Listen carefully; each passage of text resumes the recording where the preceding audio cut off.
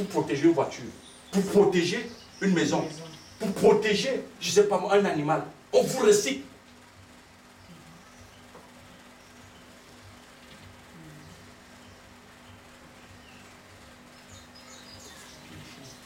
C'est de ça qu'il est question. Et c'est pourquoi vous allez voir aujourd'hui, étant dans une société où les vibrations de l'univers ne font que muter, ne font que s'élever, mais les gens tellement ne voient plus que le négatif que le positif.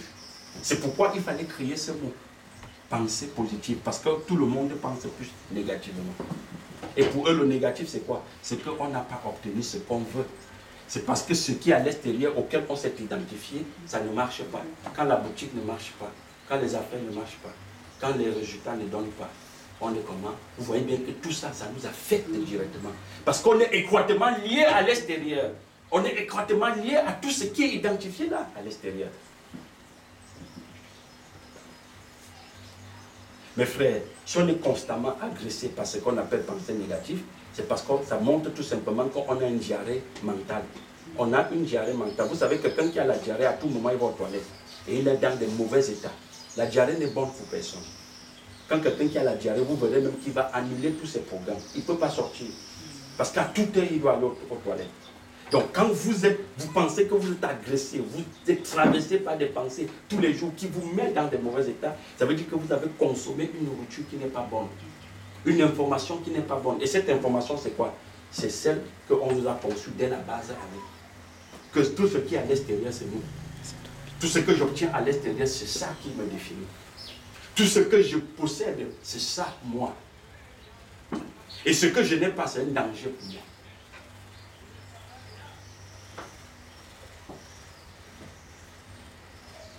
La diarrhée mentale est très dangereuse. Tellement dangereuse. Mais si vous parvenez à mettre une limite entre vous et le moyen, comprendre la fonction de l'univers, vous verrez que vous allez toujours observer l'univers à distance. Et elle ne vous touchera jamais. Elle ne vous touchera jamais. Je dis bien, j'ai réalisé que les chauffeurs taximans souffrent. Surtout dans des villes comme Yaoundé ou Douala où il n'y a pas de route. Donc quand le monsieur rentre à la maison, vous allez voir même que sa femme encore lui cause trop de problèmes parce qu'il n'a pas ramené le pain. Mais ne sachant pas déjà même la peine qu'il a tous les jours au quotidien. Et là, vous allez comprendre pourquoi quand les chefs d'État dans ces pays africains sont, parfois on préfère qu'ils s'envolent. N'est-ce pas? On utilise des moyens aériens.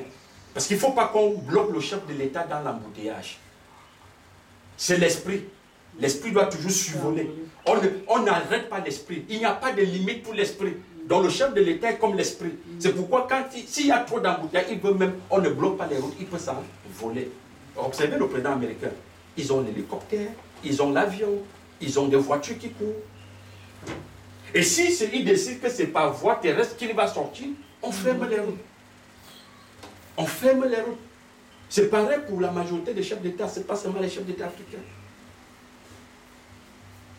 Quand M. Barak était encore président, j'ai vu une émission, quand il a fait un tour en France, on a bloqué toute une autoroute pour lui seul, pour qu'il passe. Vous savez, ce que veut dire bloquer une autoroute, c'est beaucoup d'argent qu'on perd en une journée pour bloquer une autoroute en Europe. On l'a fait pour que le président Barak passe. Parce qu'il ne doit pas être noyé dans ces vibrations-ci. Regardez-le comme s'il était l'esprit. Parce que le président américain est comme la conscience suprême du monde. Donc, on ne peut pas mettre une limite à l'esprit. L'esprit survole tout. C'est pourquoi la construction verticale, elle survole l'univers. Elle traverse l'univers et elle le survole. Elle regarde l'univers à distance. Mais étant en haut, elle regarde l'univers. Elle comprend son rôle. Elle comprend sa fonction. Elle l'utilise. Quand le président veut utiliser la route, on va lui donner la route. S'il veut utiliser l'air, c'est-à-dire par voie aérienne, on lui trace la voie, il part. Parfois, vous voyez même parfois le président, quand il est dans les airs, il y a des jets, des avions militaires qui l'accompagnent. Tout est à la disposition de l'esprit. N'est-ce pas? Celui qui vient du Créateur, c'est-à-dire la compréhension venant du Créateur, elle est née de la pensée cosmique. Donc, elle le survole, elle le comprend, et elle l'utilise. Le créateur, vous ne pouvez pas demander au créateur de s'identifier à l'univers. Ce n'est pas possible. Alors, dans le monde positif, ça ne veut pas dire quelque chose. Parce que, et vous verrez que si j'enlève le mot positif ici, par exemple, je dirais pensée créatrice. Si je mets la pensée créatrice, cela renvoie à quelqu'un qui crée, qui amène à l'existence ce qui n'existe pas. Alors, les maîtres cosmiques, eux, ils ne peuvent pas être noyés dans le positif et le négatif parce que le positif et le négatif renvoient ça comme le bien et le mal. Le bien et le mal. N'est-ce pas? Ces deux pôles est construit à partir des ingénieurs sociétaux, donc ceux qui ont une avancée avec la souche pour construire ces deux éléments-ci. Et leur suivi, écoutez bien, la suivi des maîtres ou des ingénieurs sociétaux dépend de ces deux pôles-ci. Aussi longtemps que vous observez ces deux pôles-ci, eux, ils suivent parce qu'ils se nourrissent de ça. C'est pourquoi on a peur. Quand vous voyez les grands maîtres cosmiques, même comme le pape dit, on ne pense pas qu'il y ait une autre civilisation qui viendra gêner la nôtre. Quand on parle de civilisation, on envoie quoi? À la pensée. Donc la pensée qui est établie là, aucune autre pensée ne viendra le perturber, ne viendra gêner son fonctionnement, ne viendra mettre, c'est-à-dire un obstacle devant sa croissance. C'est pourquoi le Christ, dans la Bible, est présenté comme quelqu'un qui vient détruire. Il venait détruire quoi? C'était pas la maison, c'était cette façon de penser-ci. Il dit, prenez mon fardeau, mon joug est léger. Mon fardeau est léger. Je ne vous donne pas comme le monde donne. Je vous donne afin que votre joie soit complète. Parce que ce que le monde vous donne, elle ne vous équilibrera jamais. Je suis le pain de vie. Je suis le pain du monde. Je vous donne. Et on lui dit, tu vas nous donner quoi? Il dit, je vous donne moi-même ce que je suis. Parce que ça va vous permettre de survoler ce qui est là actuellement. Aller au-delà. C'est de ça qu'il est question. Et le Christ ne peut pas s'identifier au monde. Le monde est son économie. Le monde est son outil de travail. Alors, m'identifier aux moyens, c'est très dangereux. C'est pourquoi on parle de positif et de négatif. Donc quand je n'ai pas le moyen, je me mets directement dans l'état de quelqu'un qui est dans le négatif. Si les humains, vraiment, de la terre, pouvaient réaliser pouvaient au moins comprendre que le manque n'est pas une fatalité, ils allaient davantage être heureux. Que le manque n'est pas une fatalité.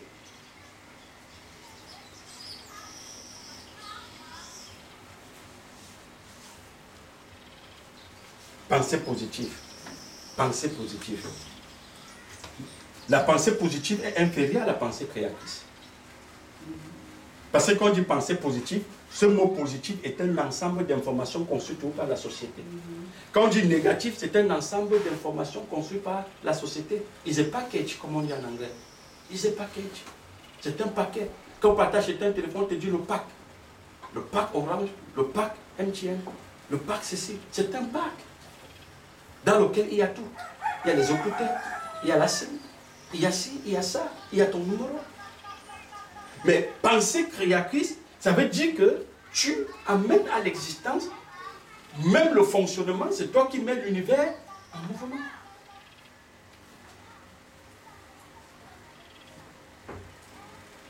Mais comprendre la fonction et le rôle de chaque composant de l'univers, c'est très important. Tu sors des états que l'abondance, le manque, le moyen, non, ça n'existe pas. Tout ce que tu as en main, tu peux l'utiliser. Tout ce que tu as en main, peu importe son volume, pour toi c'est de l'énergie, tu peux l'utiliser. Tu peux l'exploiter. C'est pourquoi on te dit que, dans la Bible, on te dit, le Christ dit que si vous avez un habit, cela vous suffit. N'est-ce pas? Si vous avez de quoi manger, cela vous suffit. Mais vous pensez vraiment que quand il dit vous avez un habit, tu devais porter le même habit tous les jours? Non, quand tu as le même habit, ça te suffit. Mais dans la pensée cosmique, ça ne peut même pas te suffire. Si tu as même un habit dans la pensée cosmique, tu penses que tu es maudit. C'est pourquoi quand on va dans les pandémies, des gens, vous voyez, les gens ont même des habits, mais ils n'arrivent même pas à jeter. Mais ils achètent pour ajouter sur ce qui est même déjà là. Ils ne peuvent pas jeter. Parce que jeter un habit, il se voit en train de se jeter lui-même. Vous allez dans le parking des gens, vous voyez qu'ils ont au moins 140, 50 voitures. Mais il n'est pas prêt à prendre un et te donner. Parce que te donner un, même ce qui s'appelle 10 ans, dans laquelle il n'est pas en train de te donner, il voit que c'est lui qui te donne, il ne peut pas te donner. S'il te donne, il va mourir. Pour lui te donner la voiture, c'est comme si lui disparaissait pour que tu apparais, que tu existes. C'est cette pensée qui fait que même le donner et le recevoir n'est pas visible.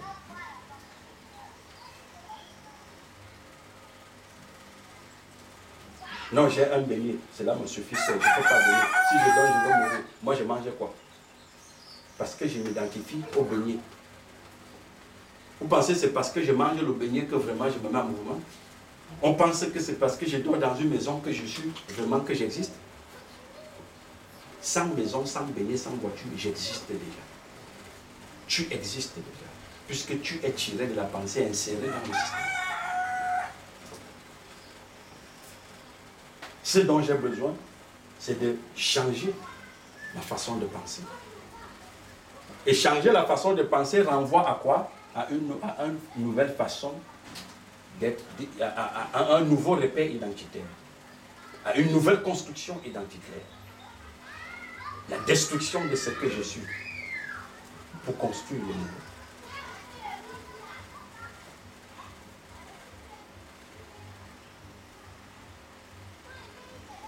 Donc, c'est normal aujourd'hui que les maîtres cosmiques annoncent à tout le monde et disent non, pensée positive et tout. Des choses qu'à l'époque on cachait, on te dit non, mais c'était. Parce que quand on parle de pensée positive, ça renvoie toujours, on dit mais c'est la secte.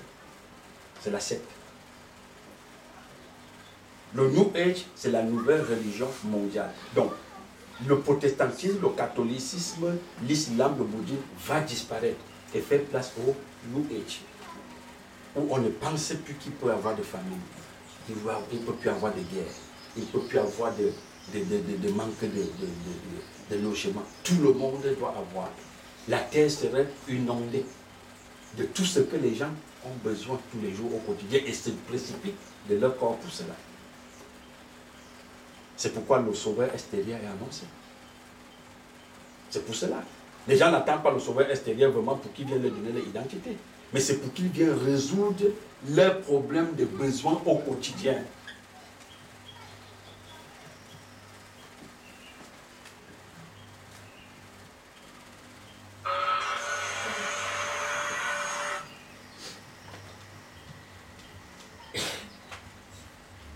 Donc c'est ça.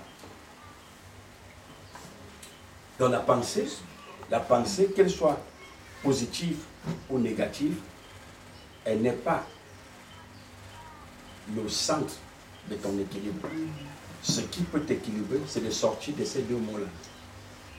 Parce que ces deux mots-là disent la même chose. C'est que je voulais te poser comme question, tu viens de répondre la même. Parce que donc, là, je dis que si je comprends, quand il nous dit penser positive, c'est juste pour nous montrer, comme on dit, le bien et le mal. C'est ça. Le négatif et le positif. Et le positif.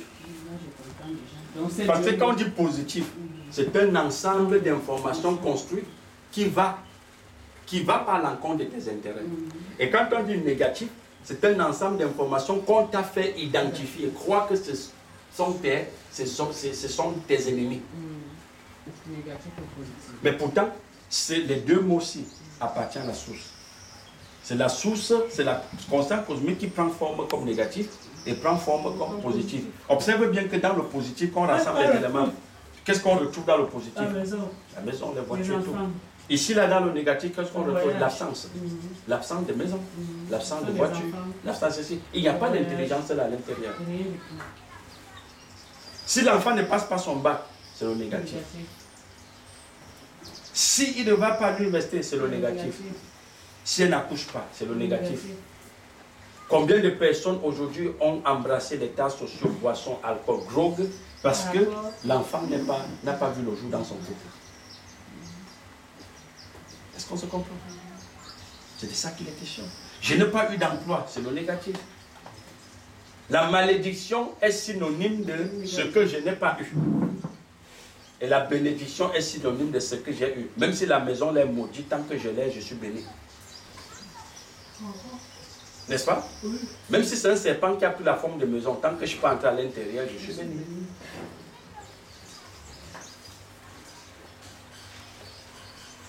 Donc, il faut comprendre que positif et négatif, c'est la même chose. C'est la même chose. Et il faut davantage exciter les gens. Parce que plus les gens s'identifient au positif, plus les gens disent penser positif, plus ils s'identifient à l'extérieur. Il devient un avec le moyen. Parce que le fondement du positif ne renvoie qu'au moyen. Et le fondement du négatif ne renvoie que à, entre parenthèses, l'absence de moyens. Comme je dis, ce n'est pas parce qu'un enfant, on ne le voit pas, ça veut dire qu'il n'existe pas. Il existe. Il est dans la pensée. Nous tous, avant qu'on ne vienne dans l'univers là, avant qu'on ne vienne dans l'univers, nos parents étaient d'abord aussi des petits comme nous. Ils étaient des enfants. Ils sont allés à l'école. Mais cependant, vous pensez qu'on n'existait pas.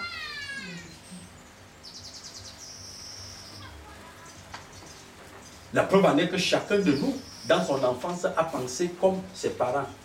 Et comme le milieu dans lequel il a été inséré. N'est-ce pas? Il était inséré. Quelqu'un qui est né à Yaoundé, il pense comme les gens qui sont à Yaoundé. Quelqu'un qui est né à Kribi pense comme les gens qui sont nés à Kribi. Quelqu'un qui est à Douala pense comme les gens qui sont nés. Parce que d'abord, le milieu a d'abord sa pensée à elle. C'est-à-dire, elle a une dimension de regard, une dimension de pensée qui est là, dans laquelle chacun va être plongé. Quand tu es dans les villes comme à Douala, 5 h du matin, c'est comme s'il était dans 7 h. Mais quand tu es dans certaines villes comme Kribi, 5 h du matin, on te dirait c'est minuit. Puisque les choses ouvrent ici à 8 h. Dans 5 h, qui pense se lever? Personne. C'est pourquoi si toi, qui es à Kribi, on te prend, on t'amène à Douala, il faut te réadapter.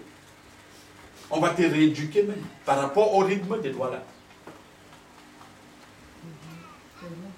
Et à un moment, au début, ça va te stresser. Parce qu'on n'a pas encore conçu ça en toi.